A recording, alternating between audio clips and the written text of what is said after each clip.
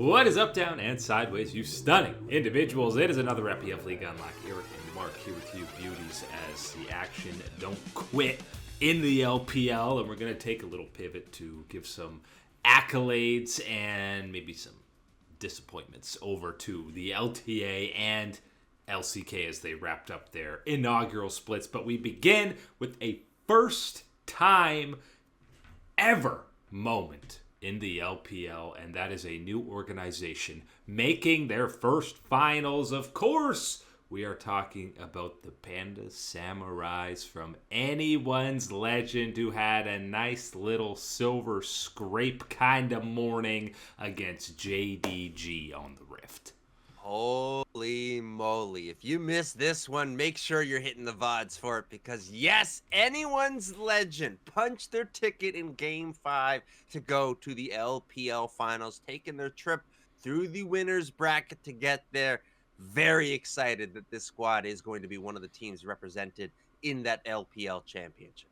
And listen, often everyone looks at series and you're blaming pick ban. Your favorite team loses and you say, well, that's because they gave this champion away or they picked this, blah, blah, blah. But this series, there were some egregious or genius picks that we saw throughout. I mean, you can go back to the third game in this set. I have never seen a Poppy have more value than going up against a team where literally all 5 champions have some form of dash that she can interrupt.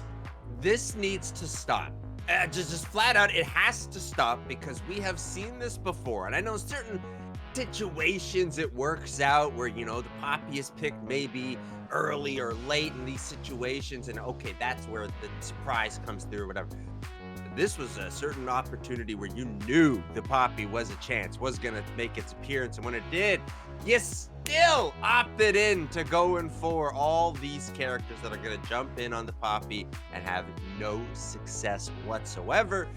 A frustrating thing to see. It's not something exclusive to JDG or the LPL. We've seen this over the last couple of years, but I think this disrespect to just saying, all right, that champion negates all this stuff.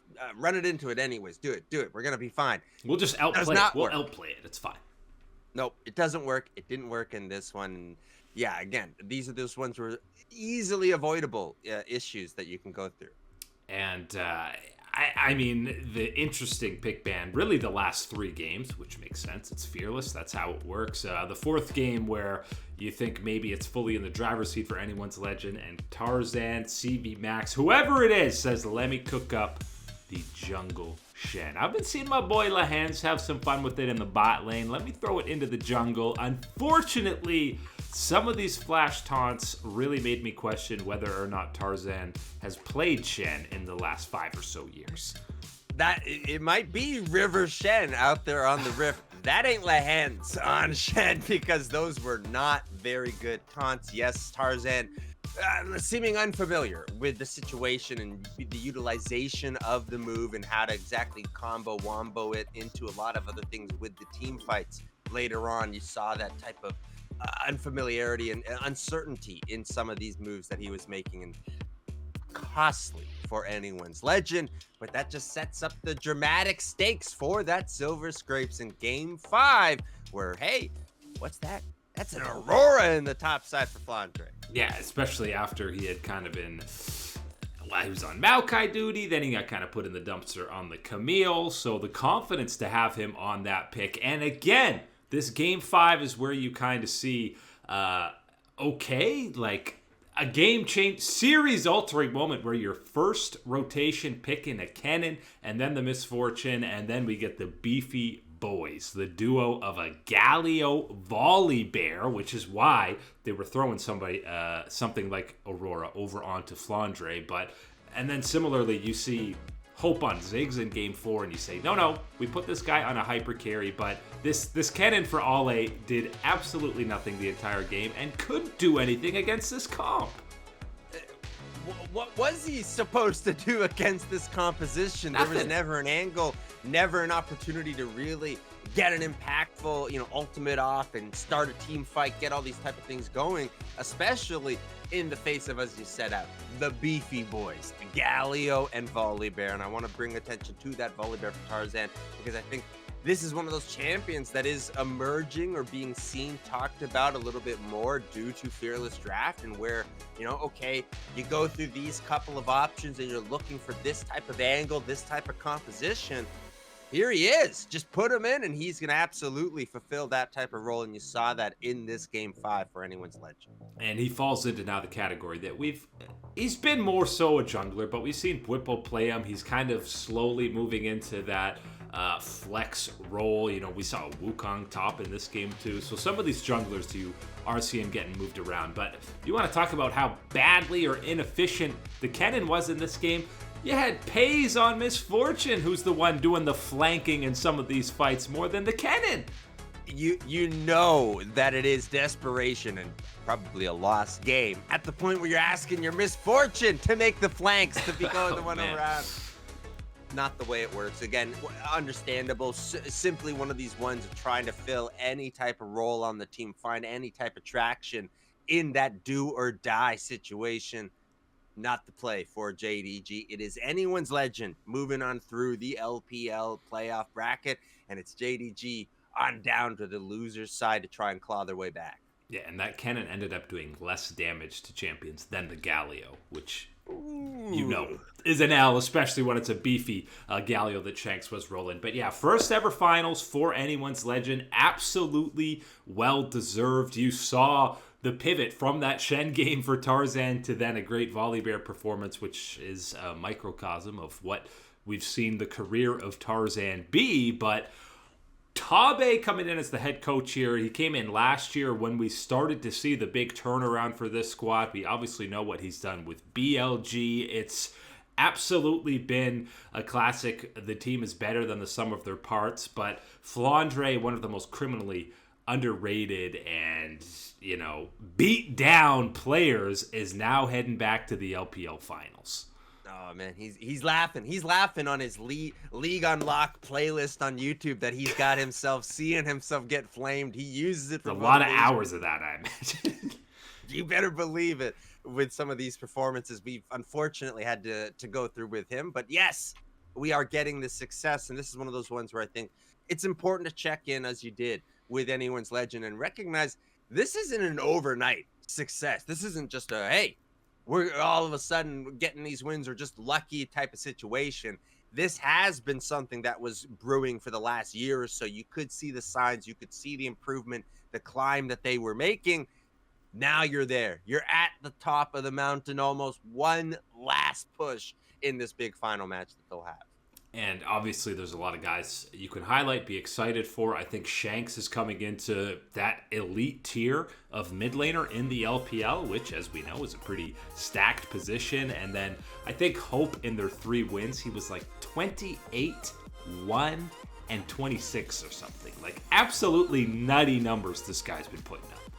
Yeah, I think to have Hope establish himself and really kind of deliver on some of the potential, and you can extend that really to Shanks as well, delivering on that potential that people have seen in you before, had been hyped on that talent, and paying it off now is very satisfying for so many people that stick with the LPL and follow the league and see what's going on. I think the other guy that you got to give attention to, and the props to, again, we talk about him a lot, is Tarzan in the jungle, because this is no question that there were questions about him going to Anyone's Legend. Can he be that impactful player? Can he be the king of the jungle that we have seen him be in the LPL before? And he has given many of those performances over for the Anyone's Legend squad.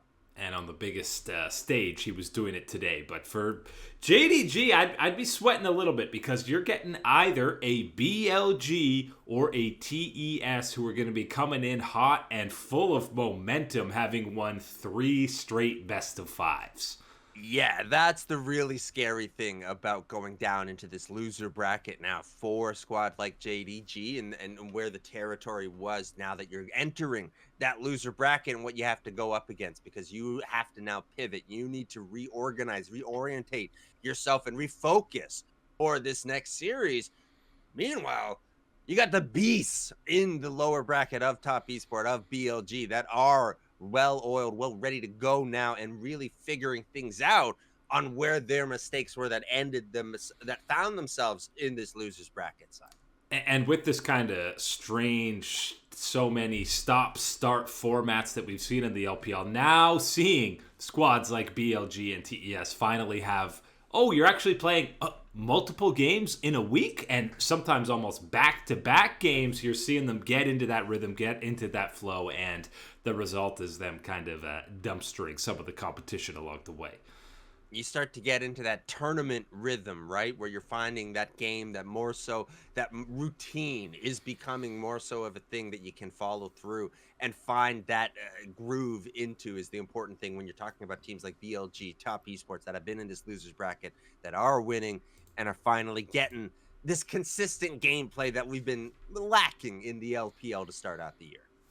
With the LCK and the LTA now split one behind us, they're already qualified for that first main event. Time to look back on the split and hand out a couple gods and frauds. And if you don't know what that means, I mean, I think you can kind of put it together. It's the studs and duds, just a different rhyming way to say it. But we'll start with the bad news over in the LCK. Despite the surprise 3-0 over D+ and making it to the finals, I think if you look at the whole split, not just the finals, I think you're putting a fraud title on a guy who is probably the jungle GOAT, and that is Canyon, because he had an off split the whole way. Game 5 Trundle, I know, is the easy one to pick on, but you look at his numbers as a whole, and he's bottom 4 in most major jungle categories, which is somewhere we are not used to seeing Canyon be.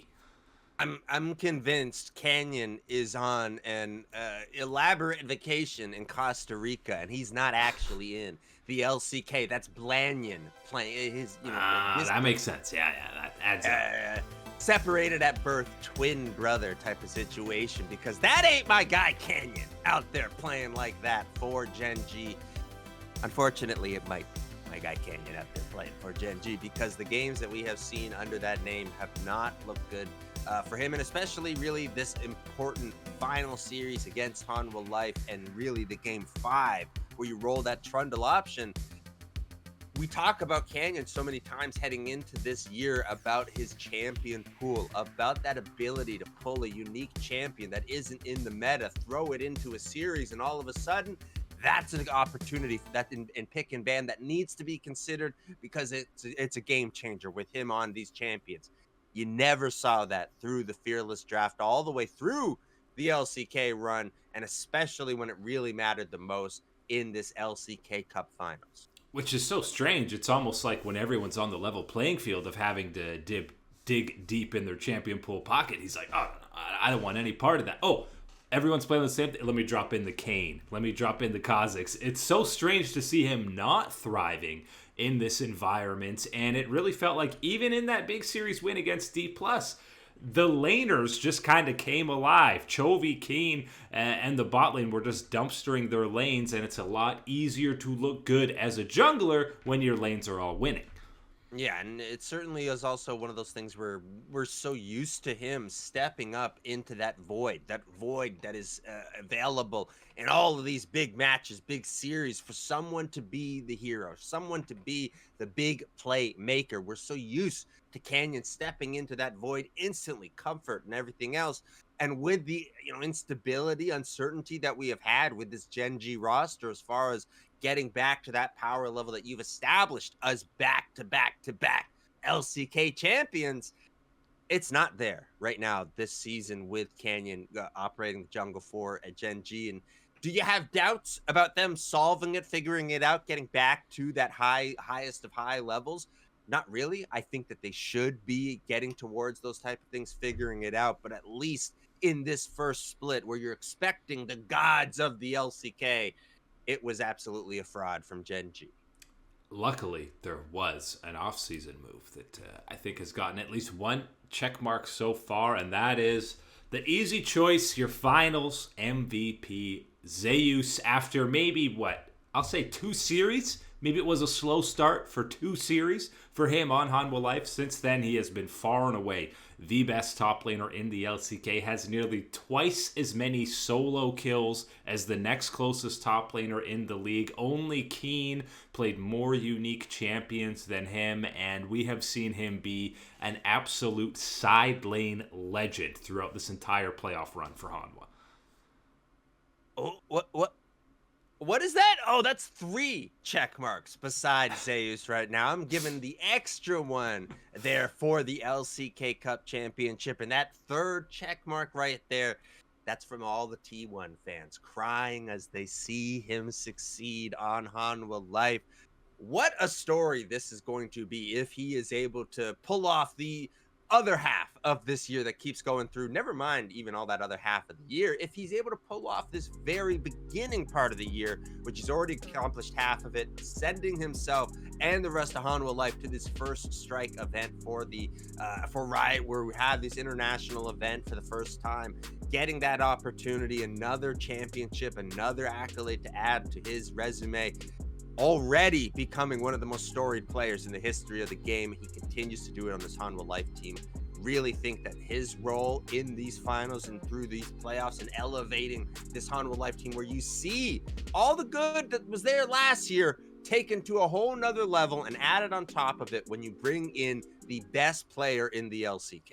And you can see the playstyle of Hanwha Life change with him versus Doran, right? Even in some of these losses, I think to this 10-kill Fiora game that was a ticking time bomb, that even though they lost, they had no business asserting so much pressure because they had this insanely fed Fiora. And obviously he's thrived in this fearless era. We've seen guys playing the Anivia top. We've seen him pull out all kinds of wacky things to take games over. And I mean, he did that when it was not Fearless Draft. But again, basically 2 series it took for him to warm up and return to that best top in the league.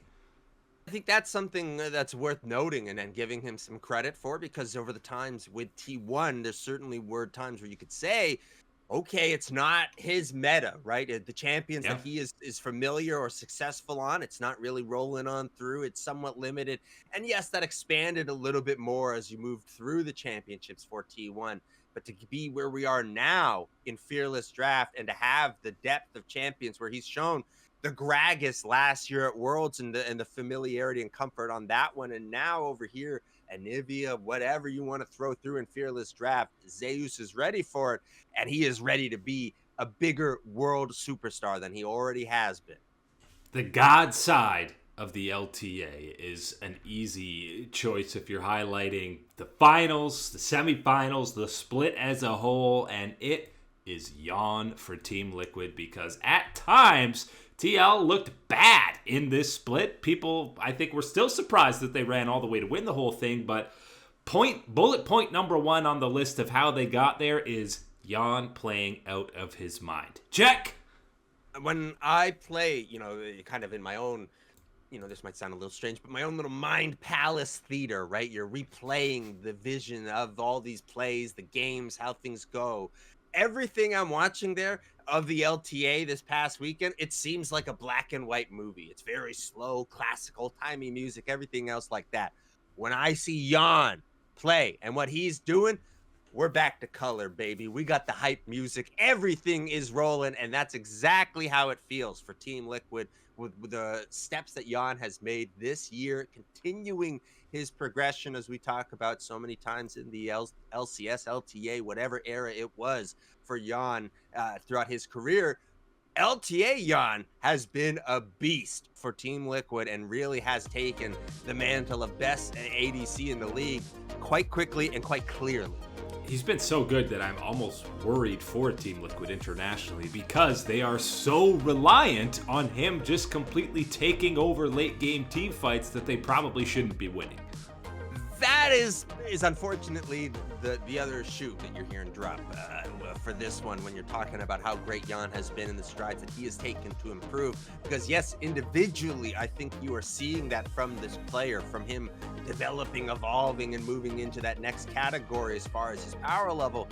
But when you're looking at the team and what's been going on for Team Liquid, I think you have more question marks. You're looking at Umti's performances in the jungle, which I don't, we've challenged and have not seen really an improvement on for Team Liquid. Impact has been uncharacteristically, questionable in that top side for this team, where it usually is that such a stable, reliable, dependable option for this team. And then even the APA in the mid lane is a bit questioned, bit lacking, making some mistakes that you would really not like someone of his now experience and what you're relying on him to contribute to do for you in the mid lane. So yes, there's some worries for Team Liquid, but none of them should be about Jan and what he has been capable of this split so far. Nobody was egregiously bad enough to be a fraud in this playoff push in the LTA North, where we didn't see enough games. And that's why the fraud of the whole split is the format itself, Mark. And I'm going to pull up some numbers here for you. You know, the LCK wrapped up at the same time, so we're going to compare the two. 36 games total is how many playoff games there were. That's every single team in the LTA, CBLOL teams included, that played 36 games. Hanwha Life alone played 33 games in the LCK Cup. We're talking about 64 champions total played in the LTA playoffs. Across the LCK Cup, 116. Almost twice as many. This matters. This really does matter, guys. I don't know how to truly get that across to you as far as that experience, that time, that comfort, all these things that come with having consistent playing schedules, being tested, being challenged. We're going through all these emotions and everything else that you go through throughout this split in that type of thing where you're looking at that consistency in scheduling. It does not happen in the LTA.